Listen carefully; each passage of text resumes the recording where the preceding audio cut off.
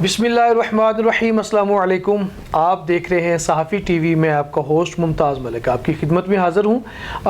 अभी चंद दिन पहले एक गमनाक, बड़ा दर्दनाक एक हादसा हुआ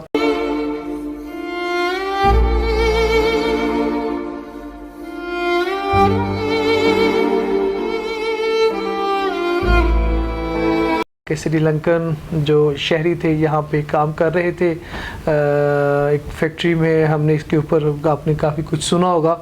उनके ऊपर तशद्दुद किया गया और फिर उनको जो है वो जिस तरह इंसानियत की तज़लील हुई वो सब ने देखा। अब वो किया किसने? चंद लोगों ने किया, लेकिन उस किए का इल्ज़ाम हम सब पे आ गया।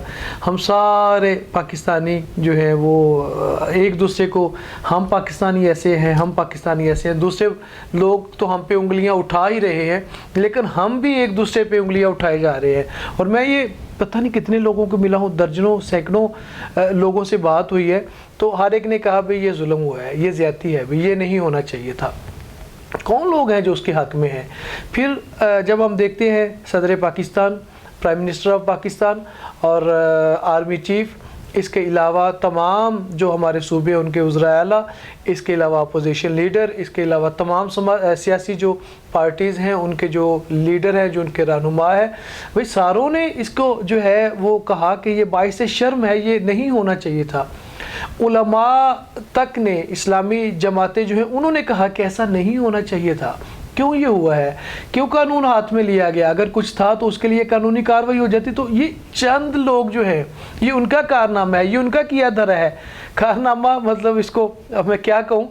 तो मसला ये है कि ये वो लोग बुरे हैं, ना कि हम ये कहें कि सियालकोट के लोग, पंजाब के लोग, मुसलमान या किसी एक जमात के ऊपर या किसी जो है वो हम ये कहें कि भी पंजाब के लोग या पाकिस्तान के लोग ऐसे हैं। नहीं, बिल्कुल भी नहीं।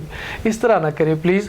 जिसने जो किया है उसी ने किया है। अब हम लोग बहैसियत कौम, हमने इसका जो है इसके ख़िलाफ़ आवाज़ उठाई है और हमने ये कहा है कि ये गलत है, ये गलत हुआ है। अब आप देखें कि सियालकोट को मतलब कुछ लोगों ने कहा जी वहाँ के लोग ऐसे हैं, तो मैं ये कहना चाहूँगा, यकीनन आपने सुना होगा, आपने पढ़ा भी होगा कि सियालकोट के वही ताजर बरादरी, बिज़नेस कम्यूनिटी जो है, उन्होंने $1 लाख देने का ऐलान किया कि हम प्रियंका कुमारा की जो फैमिली है उनको $1 लाख जो है वो उनको देते हैं। और इसके अलावा फैक्ट्री की जानिब से ये कहा गया कि उनको जो है लाइफ टाइम जो है सैलरी उनके बच्चों को उनको दी जाएगी।